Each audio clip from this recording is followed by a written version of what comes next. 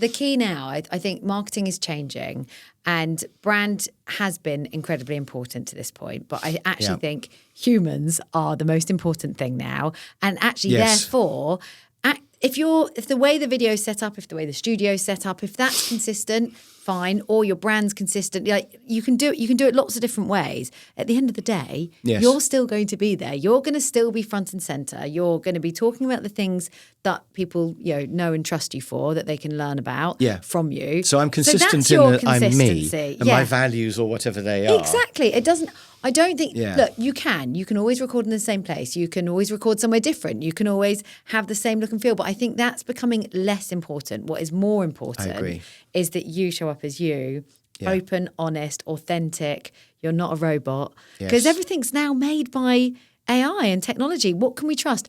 In my opinion, the only things we can now trust, really, and even these videos are going to be edited and you know, created by AI to a certain extent, but is the human face talking to camera. Like everything that's written potentially is fake. Some people are going, it's terrible. But I'm just thinking, maybe it's terrible, maybe it's not. But you can't fight it. Yeah, it's him. So you might as well embrace it and think, how can I use it? Yeah. And I've every time I look at AI, I think it's brilliant, and it amazes me how good it is. But I keep forgetting to use it, and then I sort of spend ages doing something, and my son goes, "Oh, why didn't you use AI for that?"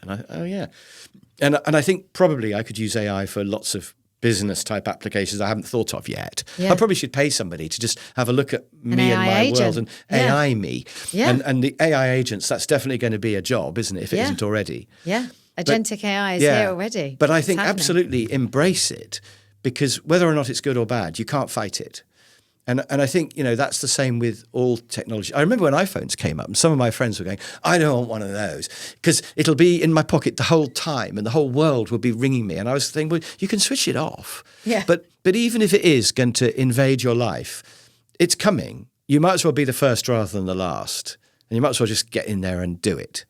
So I do think, although actually I'm just going to contradict myself now and say that you can make training courses using AI, and you can use them to write the script, and then you can have like a very attractive young person presenting it instead of me.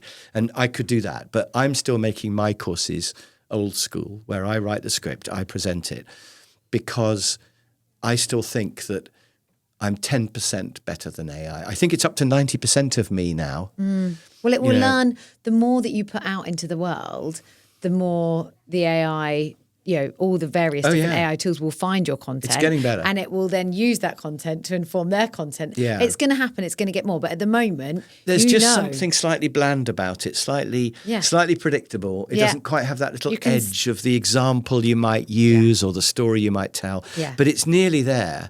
When it becomes 110% of me, then I'll use it. Yeah. But at the moment, I don't think it's 90. I think it's about 60%. I'm with you. Because I can spot AI courses. Yeah. There's a few on Udemy that shouldn't be there. And I think, Doesn't feel, again, back to that authenticity piece, which I guess is where we started. Yeah. Is, you can tell it's not real and therefore we lose trust with it. And I think in a world of AI, technology, robots, we want to connect with real people. Yeah. We want things to feel authentic. We want people to get things wrong. We want people to say things that are a bit rude, because then we actually have more trust with them. Yeah, they're real. Yeah, we know they're real. Yeah, and it's interesting when AI is doing almost everything, which it will soon, personal contact will be the last thing that we've got that is really, building up rapport and influencing and stuff is going to be the one thing it won't be able to do. So I do use it. If I'm making a course, I do ask AI, come up with some creativity techniques, let's say. And there might be, if I'm making a course on creativity, and it might have one idea that I hadn't thought of, or it might spark off an idea, which I'll use, but it's just a tool on the side. But then I'll decide on the structure and the examples, and I'll write it and I'll present it. And so that's where it's at for me at the moment. But it's going to increasingly be doing everything. It's going to be phoning people up, doing cold calling, and it's going to be, when you book a table at a restaurant already now, you quite often get an AI agent you're talking to. You don't even realise what time would you like to come, how many of you are there, got any allergies. That's all done. It's an AI voice, isn't it? Yeah. But I still think that important sales meeting or whatever, it's going to hinge on that personal bit. And at work, leadership is still going to be key. So I think, influencing and building relationships, it's going to be, and I think maybe creativity. Yes. is going to be the last bit that we hang on to. Because have you I don't know whether you've experimented with AI music at all. No, my friend has actually. Yeah. She's like, because you can get it to actually write songs for you and then sing the song back Yes, to you. I asked it to So make she made a song about me, which was lovely. And you can put in lots of nice things and little jokes, and it'll do it. It was quite funny, yeah. Yeah. I've been using something called Suno, S-U-N-O. Yes. And it's free, and you just say, I want a dance song about curry, let's say, eating curry. Yeah. That's one I did. And it does it, and it's really good. It's fun, yeah. But you have to have the idea of it's got to be about curry. Yes. And, you could say, I want you to write a symphony. It's got to be 20 minutes or 3 movements or whatever it is. Yeah. But you've got to have the idea of a symphony. Yeah, I might get it to write one for my daughter's 18th birthday. I could do a whole song about her. And you She'd can be go so in, impressed. and it writes the lyrics, but you can then go in and edit the lyrics. Yeah. But the thing is, though, it's good, but it's never going to be Bob Dylan or Bruce Springsteen or whatever. So it'll be 60, 70%. It'll be elevator music, no problem, and fun things for your daughter. But it's never going to be really great. So I think with whatever job people are doing, whether they're a lawyer or a trainer or marketing or whatever, if you can be in the top, let's say 30%, you're better than AI at the moment anyway. Yes. And I think it will never be Bob Dylan, because where can it get the ideas from? And it can only be an average of all the songs that have ever been written. Yes. And Bob Dylan manages, if you like him or whoever you like, he somehow is a level above all the songs that were written up to that point. And AI can't go above where we're at. I don't think. No, because it hasn't learned how to go above. No, because where can it learn from? Yeah. And that's the weird thing about creativity. Like, where does it come from? And, that marketing campaign that's just got that little element of genius that, you just think, how did they think of that? Yeah. But they did. And that's the thing. AI will do the pictures and make the video and all that, but you're still going to need. So I think creativity and then interpersonal skills. People powered.